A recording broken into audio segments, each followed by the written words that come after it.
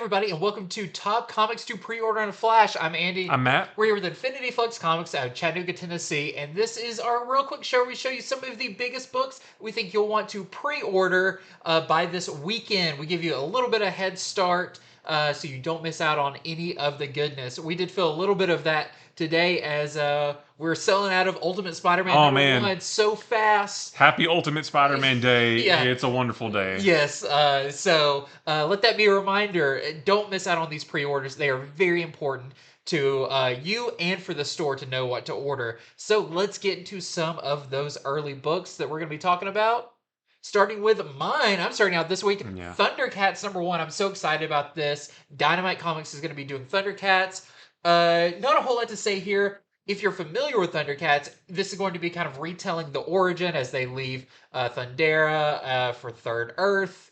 Of course, they crash land. You've got the Thundercats there, led by Lion-O. They're going up against Mumra and the mutant Plundar. It's just fun. I love Thundercats, and I can't wait to check out this version of it. And I hope we get a lot of new original stories, kind of takes on some of the older ones. I think this is going to be really fun, and definitely check this one out because I think this one's going to be pretty big. Yeah, for sure. Next is a new Spider-Punk series. This is called Spider-Punk Arms Race. I do believe this is a mini-series. There's not a lot of information about what the story is yet, but it does say that Norman Osborn of Earth-138 is dead, but the chaos that he created may be too much for Spider-Punk and his friends to handle. So if you read the previous Spider-Punk mini-series, sounds like this might sort of continue that story, and don't miss out. Next up, we've got What If Venom? Or What If Venom? So, not a whole lot of explanation needed here. This is the next What If series, and each issue of this 5-issue miniseries is going to be a what if the Venom symbiote bonded with someone else other than Eddie Brock originally. And I believe, I couldn't find for sure, but it seems like this first issue is going to be what if Venom bonded with She-Hulk. So I think that's the one kicking this off from everything I can tell. So it sounds pretty fun. If you are a big Venom head, check this one out. Next is a new Night Thrasher miniseries, Night Thrasher #1. The 90s are back. If you read Night Thrasher in the 90s, then you're going to want to check this out. Dwayne Taylor, who is Night Thrasher, he comes back to New York City after the death of a loved one. But while he's there, Silhouette, who is his ex-teammate on the New Warriors, comes to him seeking help to deal with a new criminal called the OG, whose true identity will change Night Thrasher's legacy forever. So if you're a big 90s fan like I am, definitely check this one out. It's such an embodiment of the 90s at Marvel. Okay, next up we have Penthouse Comics. Hear me out. This is a new version of Penthouse Comics, which actually originally came out 30 years ago. But this is really cool. You've got some big creative teams on this one. Think of this very similar to Heavy Metal with multiple stories in it by top creators. Of course, this is a mature title, but you get a lot of action. There's some kind of Tarantino-esque stories in here. There is a murder mystery with like a kind of calendar man killer who kills someone every month of the year that someone has to figure out what's going down. So this is a new anthology book for mature readers, but it sounds really fun with some big artists attached to it. Next is Cemetery Kids Don't Die. This is a new series about a game console called the Dreamwave that is the first game console that you play entirely while you sleep. So the story actually centers on 4 friends known as the Cemetery Kids who spend their nights playing in the Dreamwave, but one night, one of them doesn't wake up, and the other 3 are going to figure out, or they're going to have to figure out how to rescue their friend from this virtual world. I think you get a lot more game time in that way. Yeah.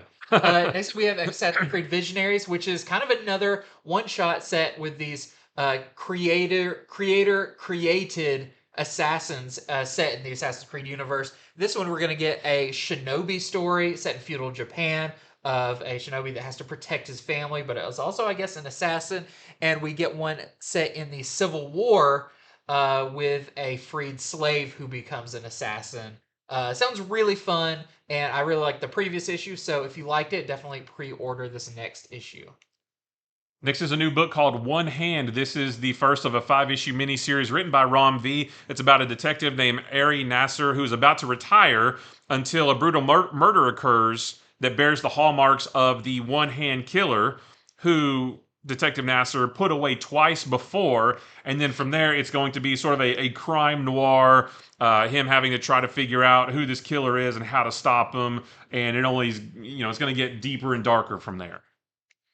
Next up, we have Mighty Morphin Power Rangers The Return. This is a mini-series, and it's co-written by Amy Jo Johnson, the original Pink Ranger, which is super cool. And in this one, the Power Rangers beat their biggest villains, Rita Repulsa and Lord Zed, but 22 years later, they mourn the loss of one of their teammates that happened back then, but only to find out that the Red Ranger in that time has become a vigilante ranger and now has disappeared. The rest of the rangers that are left are going to have to go find him. So this sounds really cool. I love all these different alternate takes on Power Rangers. So if you're a fan of that, if you're a fan of the Pink Ranger, I think this is going to be really good for those fans as well.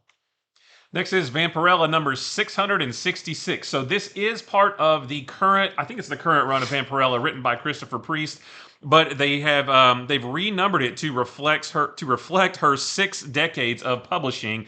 And in this one, she is murdered by a mysterious blonde woman. But when she wakes up, everything seems right with the world, but she has a nagging feeling that not everything is all right with the world, because she finds herself back at the beginning of this run, but the mass casualty event that defined this series has been averted. So what does that look like, and how is that going to change her story? And that is it for Talk Comics 2 Pre-Order and Flash. Some good ones this week. You notice no DC because of MLK. We are the way that DC distributes it. We did double last week, so we don't have any this week to talk about. But plenty of other good stuff.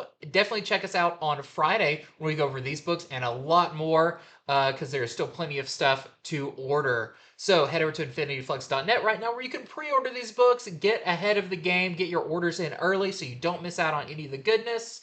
And until next time, see ya.